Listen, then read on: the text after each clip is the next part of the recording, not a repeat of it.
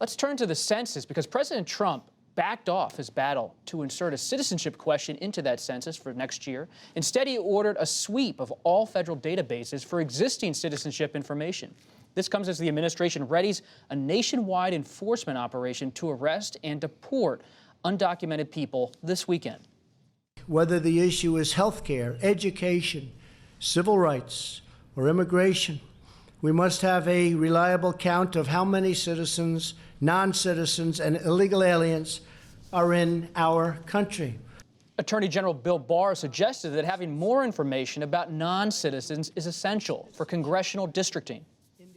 There is a current dispute over whether illegal aliens can be included for apportionment purposes.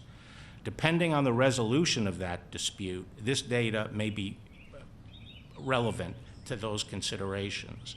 We will be studying this issue. Opponents argue the legal battle and public debate could have a chilling effect on undocumented immigrants who could be afraid to participate in the census.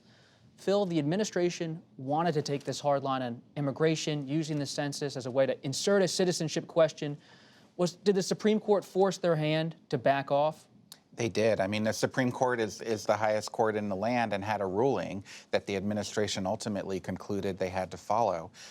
President Trump's instinct was to dig in and fight on this, and that's partly because he saw a political advantage. He thought his conservative base would want to see him fighting for the citizenship question. It polls very well with Republicans and with conservatives, and it's a very sort of simple issue for folks who support Trump to rally behind. And he thought this was galvanizing his supporters, but there was not a legal path for the administration to put that question on the census, either by executive order or to challenge it in the courts. And so ultimately, Trump gave up. This is a concession on the part of the administration. Census experts, Kim, say that maps based only on the citizen population would reflect an electorate that is more white and less diverse. And the administration is now out there saying they're moving in that direction. Yeah, and by default, by that, it would make it more Republican. It would strip Democrats of power and embolden Republican districts. That's precisely why, up to now, all residents have been considered when drawing maps. Because think about it, a lot of things are based on this, not just the congressional maps, but also federal funding.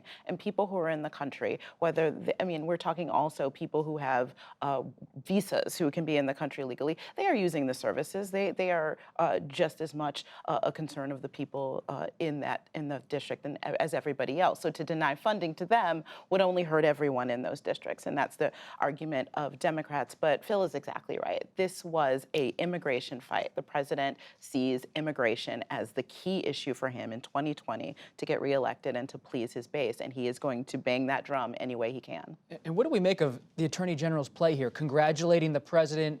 He had some trouble in the courts with DOJ lawyers earlier in the week. What's next for Bill Barr?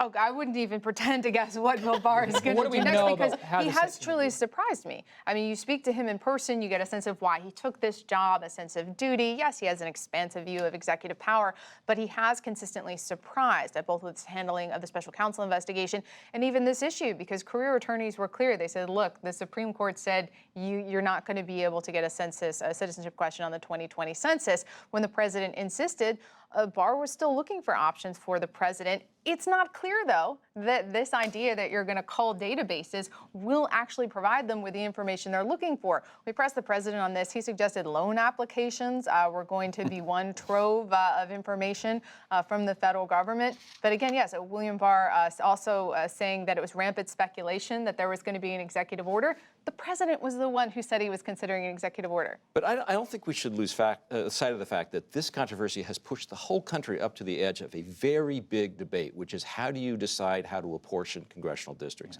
Is it persons, that's the word used in the Constitution, or is it eligible voters or citizens?